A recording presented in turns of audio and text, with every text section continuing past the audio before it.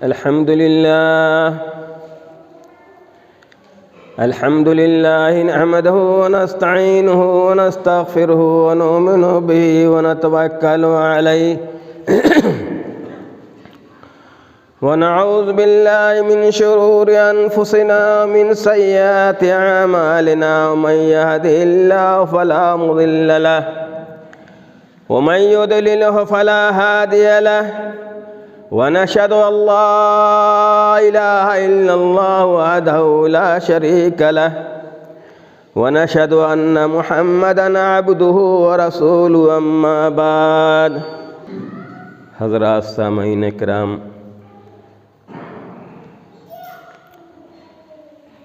میرے محترم بھائیو، اللہ کا ہزار ہزار شکر ہے کہ ہم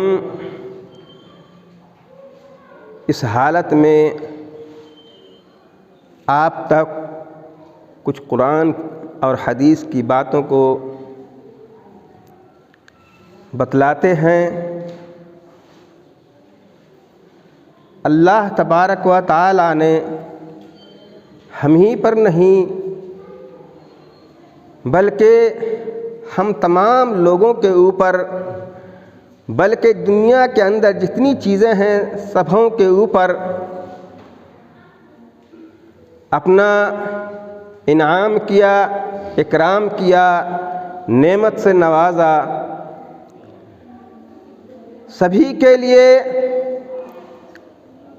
ہر چیز کو، ان کے فائدہ کی چیزوں کو مہیا کیا۔ اس لیے ہمیں چاہیے کہ ہم اللہ رب العالمین کی تعریف توصیف بیان کریں، جہاں کہیں بھی رہیں ہم حمد و ثنا بیان کریں۔ بہرحال ہم جتنا بھی بیان کریں بہت ہی کم ہے، جتنا بھی ہم اللہ رب العالمین کی تعریف توصیف بیان کریں بہت ہی کم ہے۔ بہرحال اس لڑکھڑاتے ہوئے زبانوں سے جہاں تک ہو سکتا ہے ہم اللہ تبارک و تعالیٰ کی تعریف توصیف بیان کریں۔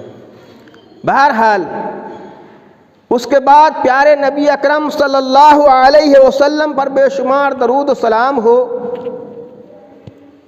جنہوں نے خاص کر اس امت کے لیے بہت ساری تکلیفوں کو برداشت کیا۔ جتنی فکر ہمیں نہیں ہے اس سے کئی گنا فکر حضور اکرم صلی اللہ علیہ وسلم کو تھی کہ ہم کس طریقے سے، یہ امت کس طریقے سے کامیاب ہو جائے۔ لیکن ہم ساری چیزوں کو جانتے ہیں، ہر چیز کو پہچانتے ہیں، اس کے باوجود بھی ہم بھولے ہوئے ہیں۔ بہرحال پیارے نبی اکرم صلی اللہ علیہ وسلم پر بے شمار درود و سلام ہو۔ اللہ تبارک و تعالی نے اپنے قرآن مجید کے اندر ارشاد فرمایا کہ انسان جب تک، چاہے کوئی بھی ہو، اپنی حالت کو جب تک کہ وہ کوشش نہ کرے، اپنی حالت کو جب تک کہ وہ بدلے نہیں،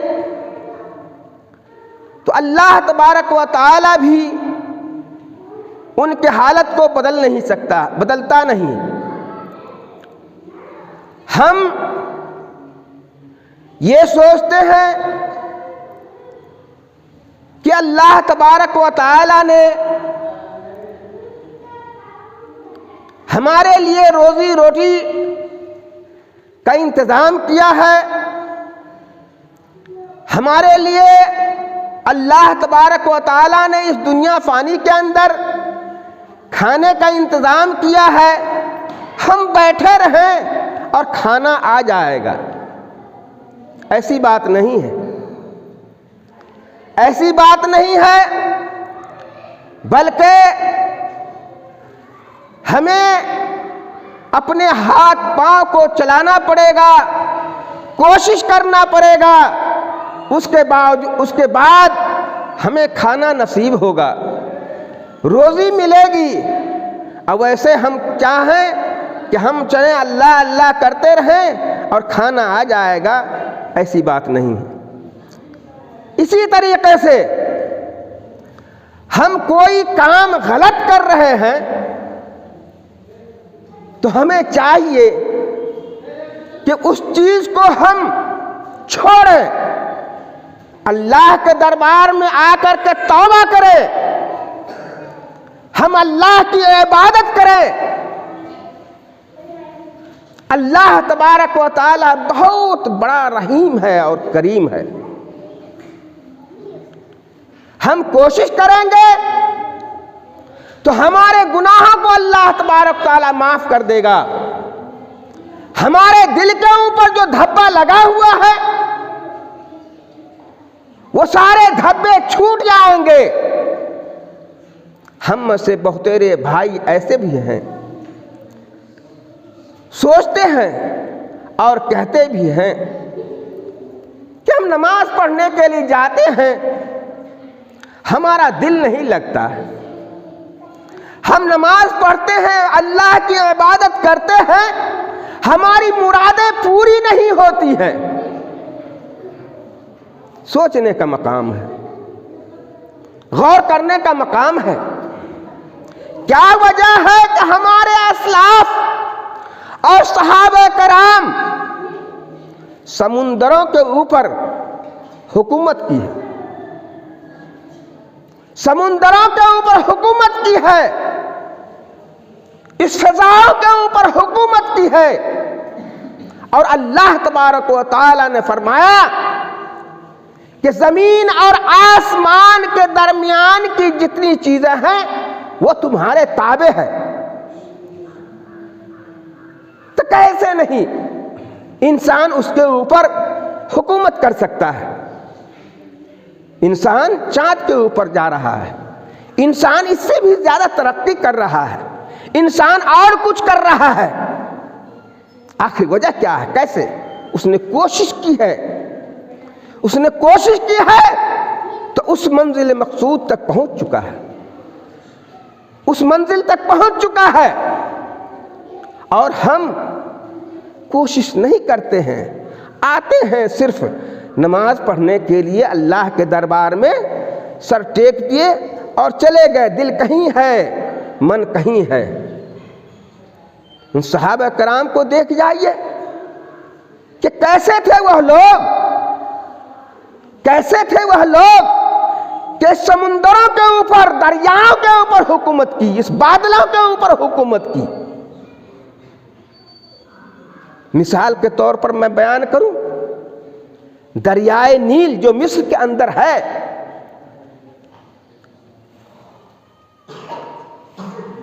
لوگ اس دور کے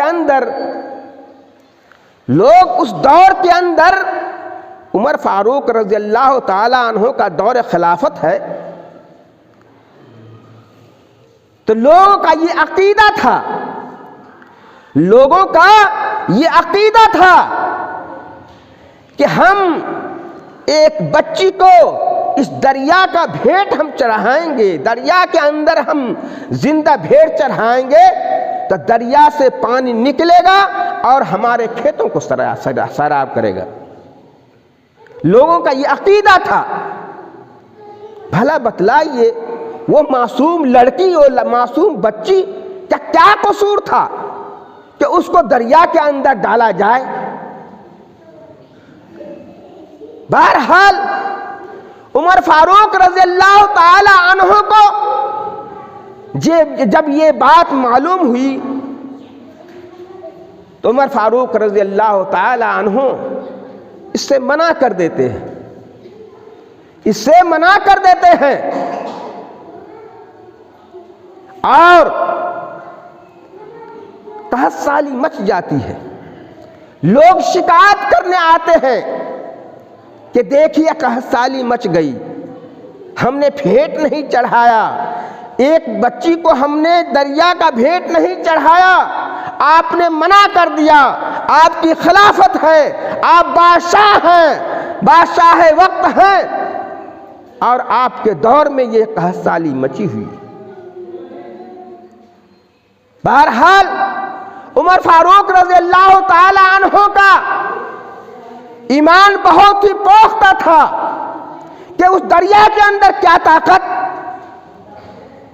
اللہ کے ہاتھوں کے اندر، اللہ کو اس کی طاقت ہے، وہ جو چاہے کر سکتا ہے۔ فوراً عمر فاروق رضی اللہ تعالی عنہ ایک خط لکھتے ہیں، دریا کے نام ایک خط لکھتے ہیں، اور لکھتے ہیں کیا کہ اے دریا، کل تم اللہ کے حکم سے پانی کو نکال رہا تھا اور لوگوں کے کھیتوں کو سیراب کر رہا تھا، تو آج بھی اللہ کے حکم سے تو پانی کو نکال اور لوگوں کے کھیتوں کو سیراب کر۔ اگر تم اللہ کے حکم سے نہیں چل رہا تھا تو تم اپنا پانی بند کر لے۔ خط لکھنا تھا، اور لکھ کر کے کہا کہ قاصد کو جا کر کے اس رقبے کو، اس خط کو جو ہے اس دریا کے اندر ڈال دو۔ قاصد اس خط کو لے جا کر کے دریا کے اندر ڈال دیتے ہیں۔ ڈالنا ہی تھا، دریا کے اندر جوش آیا اور پانی نکلنا شروع ہو گیا، اور لوگوں کے کھیتوں کو سیراب کر رہا ہے، لوگوں کے کھیتوں کے اندر جا رہا ہے، لوگوں کے جو ہے فصلیں آباد ہو رہی ہے، قحط سالی ختم ہو رہی ہے۔ دیکھا آپ نے، ایک انسان دریاؤں پہ حکومت کر رہا ہے، ان کا ایمان کیسا پختہ تھا کہ جو کچھ کرتا ہے اللہ ہی تبارک و تعالیٰ کے حکم سے ہوتا ہے۔ یہ دریا جو ہے اللہ ہی کے حکم سے جو ہے چل رہا ہے، اور لوگوں کا جو بدعقیدہ ہے، یہ بدعقیدہ تھا، بالکل ہی غلط تھا۔ تو میرے محترم بھائیوں، کہنے کا مقصد یہی ہے کہ ہم ایسے بنیں کہ ہم اللہ کو پکاریں تو اللہ تبارک تعالیٰ ہماری پکار کو سن لے، ہماری مرادوں کو پوری کر دے۔ اللہ تبارک و تعالیٰ نے کیا فرمایا کہ ہم تمہارے سہے رگ یہاں گردن کے اندر ہے، ہم تم سے اتنے قریب ہے کہ سہے رگ سے بھی زیادہ قریب ہے۔ جب اللہ تبارک و تعالیٰ ہر چیز جانتا ہے، دیکھتا ہے، تو ہم ان کو کیوں نہیں پکارتے ہیں؟ کیوں نہیں ہم ان کے سامنے، اس کے دربار میں ہم گر گراتے ہیں؟ توبہ کریں، اللہ کو پکاریں، صحیح دل سے توبہ کریں، ضرور انشاءاللہ اللہ تبارک تعالیٰ سننے والا ہے۔ اللہ تبارک و تعالیٰ ہماری حالت کو جانتا ہے، اور اگر ہمارا دل کہیں اور ہو، ہم ویسے ہی آتے ہیں رسماً، ایک جس طریقے سے کوئی چیز کا رسم ادا کرتے ہیں، اس طریقے سے ہم مسجد کے اندر آئیں اور ہم ویسے ہی نماز پڑھ کے چلے جائیں، دل ہمارا کہیں اور لٹکا ہوا ہے، تو کیا ہماری نماز فائدہ مند ہوگی؟ آپ خود بتلائیں، ہماری نماز فائدہ مند ہوگی؟ خود اللہ تبارک و تعالی نے اپنے قرآن مجید کے اندر ارشاد فرمایا، نماز کے بارے میں کیا فرمایا؟ قرآن مجید کے اندر اللہ کا کلام ہے، اللہ نعوذ باللہ، اللہ کا کلام کبھی غلط نہیں ہو سکتا ہے، ہم غلط ہو سکتے ہیں، دنیا غلط ہو سکتی ہے، لیکن اللہ کا کلام غلط نہیں ہو سکتا ہے۔ کیا فرمایا اللہ تبارک و تعالیٰ نے؟ ان الصلاۃ تنہی عن الفحشاء والمنکر۔ نماز کی خوبی کو بیان کیا، نماز کی خوبی کو بیان کیا، نماز کی حیثیت کو بیان کیا، نماز کے اوقات کو بیان کیا۔ ان الصلاۃ تنہی عن الفحشاء والمنکر، نماز ایسی چیز ہے جو ہر بری چیزوں سے روکتی ہے۔ نماز کا اثر یہ ہے کہ ہر بری چیزوں سے نماز روکتی ہے۔ یہ نہیں کہ ہم نماز پڑھ کر چلے جاتے ہیں اور کوئی اثر ہی نہیں ہوتا۔ ہماری نماز گویا کہ صحیح طریقے سے ادا نہیں ہوئی ہے، ہمارا دل نہیں بدلا ہے، اللہ کے دربار میں ہم گر گرائے نہیں ہیں، اللہ کو صحیح طریقے سے پکارے نہیں ہیں۔ میرے محترم بھائیو، ہم دنیا سے کیا لے کر کے جائیں گے؟ ہم دنیا سے کیا لے کر کے جائیں گے؟ دن بھر میں 5 وقت کی نماز ہم ادا کریں، سب کو خیرات کریں، نیک عمل کریں، یہی چیز ہمارے لیے جائے گی۔ دنیا کے اندر انسان بہت بڑا حوصلہ لے کر کے آتا ہے، ہم یہ کریں گے، یہ سوچتے، یہ کریں گے، وہ کریں گے، بہت کچھ سوچتا ہے، لیکن دنیا سے جاتا ہے کیا لے کر کے جاتا ہے؟ کچھ بھی نہیں لے کر کے جاتا ہے۔ انسان جو مرتا ہے، انتقال ہوتا ہے اس کا، تو انسان کے اعمال بند ہو جاتے ہیں۔ زندہ ہے، نیک عمل کیا تو ان کے اعمال جاری ہیں، لیکن انسان جب انتقال ہو جاتا ہے ان کا، تو ان کے نام اعمال بند کر دیے جاتے ہیں۔ آپ کے اعمال جب بند ہو گئے، بس ختم۔ وہی اعمال جو ایصال ثواب کے خاطر، جیسے آپ نے کنواں کھدوایا، آپ نے نیک کام کیا جس سے آپ کو نیکی ملتی رہے، نیک اولاد پیدا کیا، نیک اولاد ہے آپ کے لیے دعا کرتا ہے، یہ سب جو ہے پہنچتا ہے، لیکن آخر ویسے جو ہے ان کا اعمال جو ہے نام اعمال بند کر دیا جاتا ہے۔ انسان لے کر کے کیا جاتا ہے؟ کچھ نہیں لے کر کے جاتا ہے دنیا سے، بس یہی جو ہم آپ نماز پڑھیں گے، اللہ کے سامنے گر گرائیں گے، زکوٰۃ خیرات کریں گے، یہی ساری چیز جاتی ہے۔ تو انسان اپنے سے کوشش کرے، ہم پہلے تو کوشش کریں، اللہ کے دربار میں گر گرائیں، توبہ کریں۔ ہم گر گرائیں گے نہیں، توبہ نہیں کریں گے، ویسے ہی نماز پڑھ کے ہم چلے جائیں گے، ہمارے نمازوں میں کیا اثر ہے، کیا دم ہے؟ صحابہ کرام ایسے تھے، ایسے گزرے ہیں، ایسے گزرے ہیں کہ نماز کے حالت میں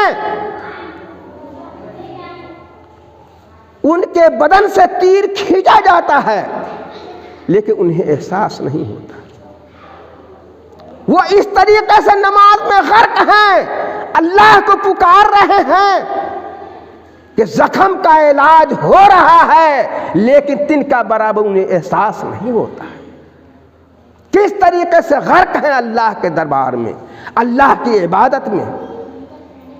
ہم آئے نماز پڑھنے کے لیے، دل وہاں لٹکا ہوا ہے، ہمارے دروازے پر کیا ہو رہا ہے، ہمارا کوئی چیز لوٹ کے لے جا رہا ہے، ہم کیا ہو رہا ہے، یعنی بہت ساری چیزیں ہمارے ذہن کے اندر گھومتی رہتی ہیں اور ہم اس میں دلچسپی لیتے رہتے ہیں۔ ہم نے اصل میں اس دنیا کو ہمیشہ کی زندگی تسلیم کیا ہے کہ یہ دنیا جو ہے ہمارے لیے ہمیشہ کی زندگی ہے۔ آج دنیا کے اندر میں کہہ رہا ہوں، 1-2 گاؤں نہیں، 1-2 شہر نہیں، 1 ملک نہیں، بلکہ پوری دنیا کے اندر آپ کسی انسان سے، کسی آدمی سے پوچھ لیں کیا موت آئے گی کہ نہیں آئے گی، موت آئے گی کہ نہیں آئے گی، ہر کوئی بیک وقت اس میں اختلاف نہیں ہے، کوئی کہے کہ نہیں آئے گی، کوئی کہے کہ آئے گی، ایسی بات نہیں ہے۔ ہندو ہو چاہے مسلمان ہو یا کرسچن ہو یا کوئی بھی ہو، ہر کوئی دنیا کا یہی کہے گا کہ موت آنی ہے اور ہمیں چلا جانا ہے۔ تو اس طریقے سے میرے مسلمان بھائیوں، ہم کیوں کوتاہی برت رہے ہیں؟ ہم ایسے کوتاہی نہیں برتیں۔ اگر اس طریقے سے ہم کوتاہی برتتے رہیں گے تو ہمارے دل کے اوپر جو ختم اللہ علی قلوبہم، اللہ تبارک و تعالیٰ نے مہر لگا دیا، ایسی ہو جائے گا، ہمارے دل پر کوئی بھی اثر نہیں ہوگا۔ مومن کی پہچان یہ ہے کہ جب اللہ کا ذکر کیا جائے، قرآن حدیث کا ذکر کیا جائے تو ان کے دل جو ہے کانپنے لگتے ہیں، ان کے دل جو ہے پگھل جاتے ہیں، اللہ کے راستے کی طرف رواں دواں ہو جاتا ہے، نیک کام کرنے کے لیے تیار ہو جاتا ہے۔ ایسا نہیں کہ اس کان سے سنا اور اس کان سے نکال دیا، وہ اثر کوئی اثر نہیں۔ اسی طریقے سے پیارے نبی اکرم صلی اللہ علیہ وسلم نے فرمایا من رأى منکم منکرا فلیغیرہ بیدہ، اور اسی طریقے سے اللہ کے نبی صلی اللہ علیہ وسلم نے فرمایا کلکم راعٍ وکلکم مسئول عن رعیتہ، یعنی مومن کے صفات کو بیان کیا، مومن کے صفات کو بیان کیا کہ اگر تم میں سے کوئی بھی انسان غلط چیز کو دیکھتا ہے تو اس کو تم ہاتھ سے روکو، اس کو تم ہاتھ سے روکو۔ اگر تمہارے پاس طاقت ہے تو تم اس چیز کو جو ہے، غلط چیز جو ہو رہا ہے اس کو تم ہاتھ سے روکو، مار پیٹ کر کے روکو۔ اگر اس کی بھی طاقت نہیں ہے آپ کے پاس تو آپ اس چیز کو جو ہے اپنے زبان سے روکیں، اس کو کہیں کہ ایسا مت کریں، ویسا مت کریں، ایسا مت کریں۔ اور اگر ہم چھوڑ دیے کہ چلو ہمیں کیا غرض ہے، ہمیں کیا غرض ہے، چلو کوئی بات نہیں ہے، دوسرا تو ٹوکتا نہیں ہے، کچھ کہتا بھی نہیں ہے، تو اسی طریقے سے ہر کوئی کہتا رہے، اسی طریقے سے ہر کوئی یہ سوچتا رہے تو اس سوسائٹی کے اندر، اس لوگوں کے سوسائٹی کے اندر کیا ہوگا؟ بدامنی، برائی اور اس طریقے سے خراب چیز جو ہے خراب چیزیں پنپتی رہیں گی، پیدا ہوتی رہیں گی، اور آخر آپ بھی اس لپیٹ میں آ جائیں گے، ہم بھی اس لپیٹ میں آ جائیں گے، وہ برائی ہم تک پہنچ جائے گی۔ دیکھیے اللہ کا عذاب آتا ہے، اللہ کا عذاب آتا ہے تو صرف آپ کو پہچان کر کے نہیں، ان کو پہچان کر کے نہیں، ان کو پہچان کر کے نہیں، بلکہ اللہ کا عذاب آتا ہے تو سارے لوگوں کو لے لیتا ہے اس لپیٹ کے اندر۔ اس لیے میرے مسلمان بھائیوں، وقت تو بہت کم ہے تو بہت ساری باتیں پیارے نبی اکرم صلی اللہ علیہ وسلم کی حدیثیں ہیں، اور اسی طریقے صحابہ کرام رضوان اللہ تعالی علیہم اجمعین کے واقعات ہیں جن کو ہم سن کر کے ہم اپنے دل و دماغ کو تازہ کریں۔ بہرحال انشاءاللہ اگر آئندہ جمعہ کے اندر یا دوسرے جمعہ کے اندر موقع ملا تو ضرور ان ساری چیزوں کو میں بتلاؤں گا۔ اس لیے اللہ تبارک تعالیٰ کے دربار میں آئیں تو گر گرائیں، توبہ کریں، صدق دل سے، صحیح دل سے توبہ کریں، اللہ کو پکاریں، اللہ کی عبادت کریں، تبھی یہی کامیابی ہوگی اور یہی چیز ہمارے ساتھ جائے گی۔ ہم لاکھوں دھن دولت ارج لیں، ہم کما لیں، پیسوں کا انبار کر دیں، اتنا پیسہ اتنی دولت کہ ہم گن نہ سکیں، کوئی کام نہیں دے، کوئی کام نہیں دے گا۔ اس لیے میرے مسلمان بھائیوں، ہم جہاں کہیں بھی رہیں، ہم یہ سوچیں کہ ہم اللہ کی نگاہ سے ہم دور نہیں ہیں، ہم اللہ کی نگاہ سے دور نہیں ہیں، ہم جو کچھ بھی کرتے ہیں اللہ تبارک و تعالیٰ دیکھتا ہے۔ ہم اللہ تبارک و تعالیٰ دیکھتا ہے۔ جب مالک اپنے نوکر کو دیکھ رہا ہو تو کیا کام میں چوری کرے گا؟ ایک مالک ہے اور ان کا نوکر ہے، کام کرنے کے لیے اسے رکھا ہے، اور مالک کے سامنے وہ کام کر رہا ہے، تو کیا چوری کرے گا؟ نہیں چوری کر سکتا ہے، کیونکہ وہ سوچتا ہے کہ ہمارا مالک دیکھ لے گا۔ اور جب رب العالمین جو ہے اللہ تبارک و تعالیٰ ساری دنیا کا مالک ہے، ہم اس کے بندے ہیں، ہم ان کی عبادت کرتے ہیں، نیک عمل کرتے ہیں، تو وہ دیکھ رہا ہے۔ ہم ان کے نظر سے دور ہو سکتے ہیں، ہم بچ سکتے ہیں، تو ہم غلط کام کرتے ہیں تو کیا؟ یہ ہماری ڈھٹائی ہے، یہ ہماری ڈھٹائی ہے۔ اس لیے میرے مسلمان بھائیوں، ہمیں اللہ تبارک و تعالیٰ نے تھوڑی سی زندگی دی ہے، ہم اس کو کامیاب کریں۔ اللہ تبارک و تعالیٰ سے دعا ہے، یا رب العالمین ہم تمام مسلمانوں کو سیدھے راستے پر چلنے کی توفیق عطا کرے، اور ہمارے دل کو تو بدل دے، اس طریقے سے بدل دے کہ بالکل صاف شفاف ہو جائے، تاکہ ہمارا دل جو ہے اسلام کو، تاکہ ہمارا دل جو ہے اللہ کی عبادت کرنے سے گریز نہ ہو۔ اتنے لوگ سارے ہیں مسجد کے اندر، لیکن اللہ کے دربار میں آنے سے ہم ہچکچاتے ہیں، ایک وقت کی اذان دینے کے لیے کوئی تیار نہیں ہوتا ہے، نماز کی دور بات۔ اللہ تبارک و تعالی ہم تمام مسلمانوں کو سیدھے راستے پر چلنے کی توفیق عطا کرے۔ وآخر دعوانا الحمدللہ رب العالمین۔